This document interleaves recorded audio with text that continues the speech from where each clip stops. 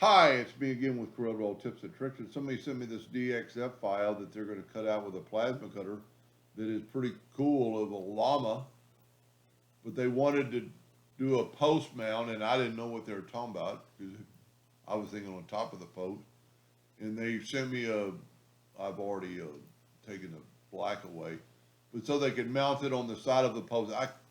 I came up with this pretty quick. His neck's probably too sharp here, but uh, it'll just give them some ideas. So what I for sure always make a duplicate of the my test, and I am going to go up to object and break the curve apart because I want to get rid of these screw holes, and because we could put them in later, and I actually think uh, there might be two copies on top of there for some reason. No, yeah, so there's two copies. So what I'm going to do then, I'm going to eliminate, well, say there's another copy. So that kind of screw me up. So what I'm going to do is I'm going to take the Smart Fill tool and fill that in, and then when I move that away, this will just be one copy. So when we take this and break it apart, I shouldn't have a problem, but I'll test it and see that's what I want. So I'm going to just delete all this and make me a copy of the new one. And you can almost see it now side by side that one of them's quite a little thicker. I'm going to go ahead and use two. I'm going to use, I'm going to make a duplicate of the outline, and I'm going to nudge it down. And really I shouldn't move it around, but I'm going to because I've still got another copy on there. And we're going to just think about, I like these jagged edges, and I'm really just dreaming stuff up here. I'm just going to take a 2-point line, and I'm just going to delete with the virtual segment delete key and just delete this top part of the head because I just want his neck. And then we should be able to take this line and swipe through. I really just want those bottom two nodes and right click and break them apart. That way I can get rid of this line and I can just remove this line.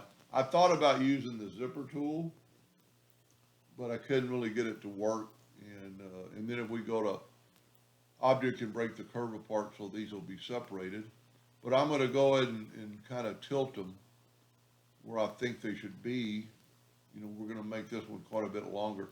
But I'm going to try the envelope tool. And by doing the envelope tool, I might be able to get a little bit of a curve to his neck. And, just kind of play around with it and kind of get a feel for a curve and try to do a little bit better than I did the first time. And then we'll just take the bottom part and I'm not, what I'm going to try this. I'm going to get rid of the inner nodes and see if that doesn't help me. And I just want a little bit of a curve and then stretch it out. I'm not worried too much about the shape right now because we can move stuff around. There we go. That looks pretty good. I'm not worried about there not meeting at the apex of his neck yet. You could do a lot from here. You could take the smoothing tool and smooth it out a little bit. Let's see what half of an inch looks like.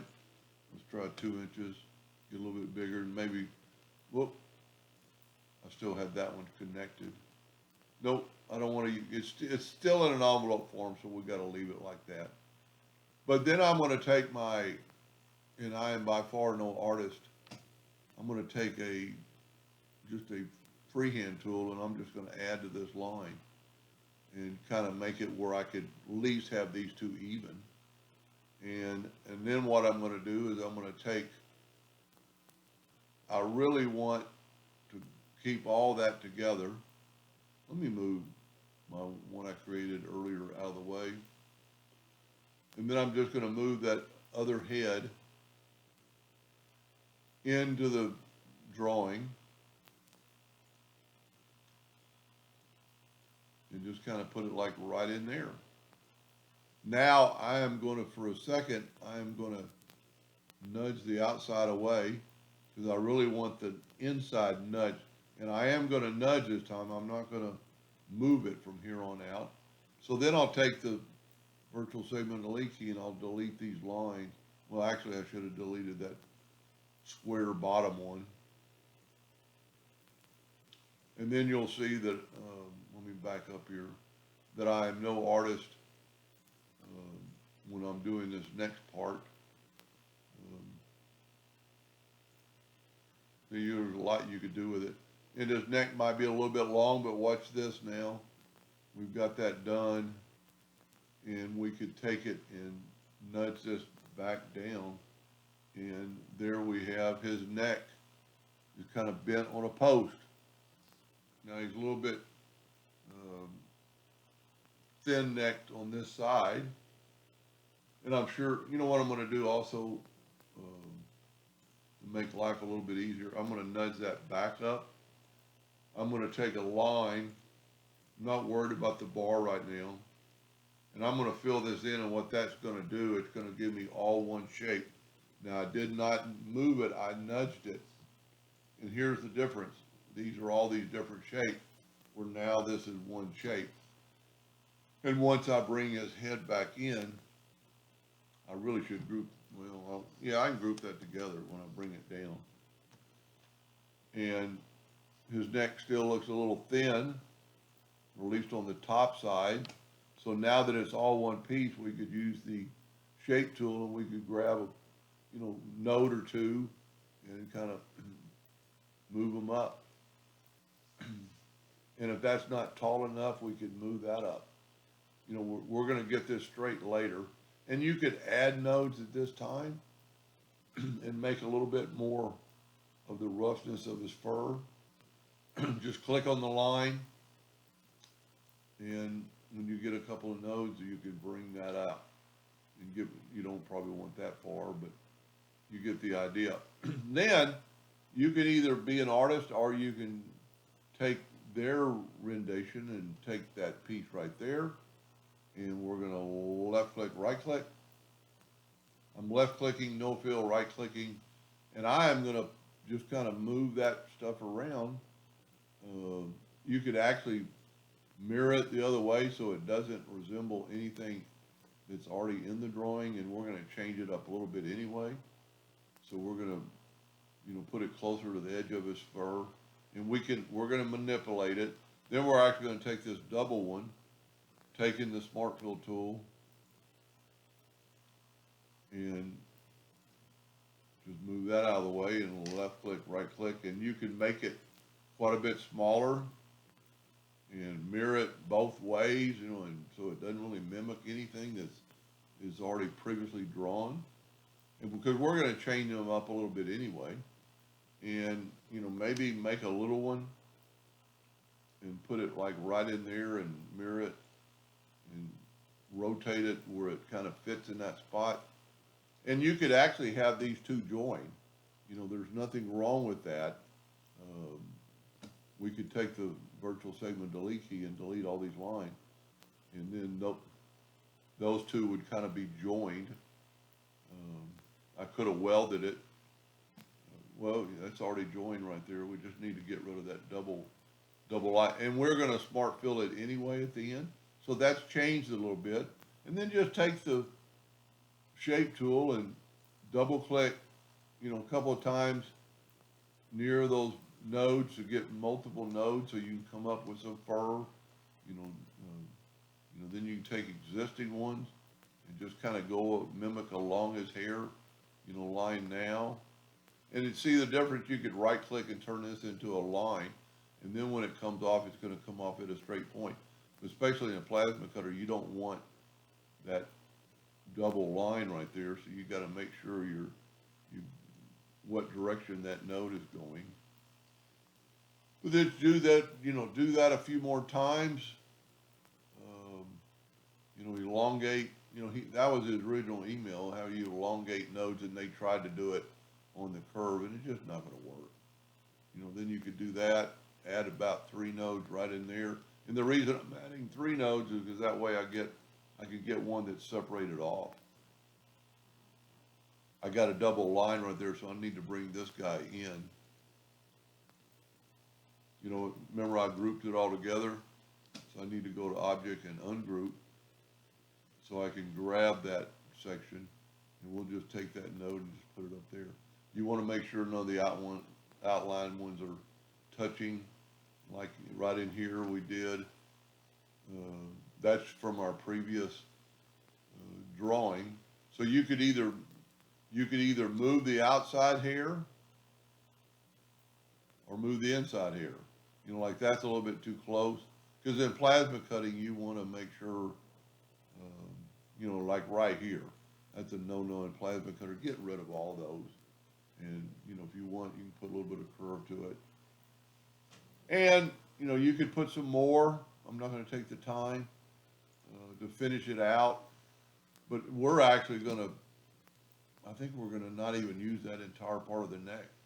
And then just take a rectangle, and let's say it's a 1/2 inch, 0.5, and then you make it as long as you want, and just put it in there, and this way it's perpendicular, and we're actually going to go like right there and make his neck look a little bit better. And then just take the virtual segment delete key, and don't worry, because we're going to smart fill it. He looks a little funny, you know, but if you play around with it enough and, you know, get these nodes, you know, further down, and, you know, just get his neck a little bit bigger, it won't look near as funny. I think maybe take away these two nodes and bring those back up, because we're a little bit thick in that part. But here's the key: smart fill. Take the smart fill away, move it over, left click, right click, and there you go. You've got a Lama on a post mount. Now I learned something, post mount. And F4 to make sure there's nothing else on the page, and you see there is, which is my original. I'm going to send you both of these, my friend, and you can pick and play around. And please clean up my work, because I didn't, you know, I'm not taking a lot of time to make it look right. But you can see that the where I filled in a lot more, and that's so easy. I mean, just take your smart fill tool and fill that in, and move it out of the way. Left click, no fill, right click. Now put it in red, but we're still going to have to, you know, we're still going to have to do a hairline or a smart fill tool to make sure it's all complete now. But you know, a couple more of those, and one right there and one right there, and you're done. So double check my file. You know, look at your nodes too. Plasma cutting, there's a lot of nodes in there. 873 nodes. You might even run this through, but see, every one of them looks like they're necessary. There's really no double nodes. You know, there's a few on his nostrils that you could probably get away with. If nothing changes when you do that, now something's going to change here, but if nothing changes when you're deleting nodes, you're a lot better off. You're going to get a lot cleaner cut. But I don't really see any nodes that are, well, there's one right there, one right there. You know, if there's double node, and you know, a node is a line between 2 points. That changed it. I would put it back, just go back. So just kind of look through there of any nodes that are not needed. And then if you see two nodes close together like that, that's a real no-no, and I might have done that. See, that's not even necessary. And then I always try to make my inside cuts a little bit of a curve to them, just to let the torch have time to run around. Sharp cuts are okay, but if you can give it a little bit of a curve, you're 100% better off. Okay, here's two nodes that can be, one of them you can get rid of, because that's a little no-no anyway. You could actually, you know, it didn't change anything. You know, this one's going to change something because it's changing direction. So you need that. There's one that we don't need. You know, just kind of go through and delete some nodes, look at it a little closer, and then, you know, make sure you size it. This thing is only 13 inches tall. That's a lot of cutting inside of a small area. But see how it's picking up on that? You'd want a smart fill. But anyway, I'll send you this file. Anyway, I hope that helped you. Thank you for watching.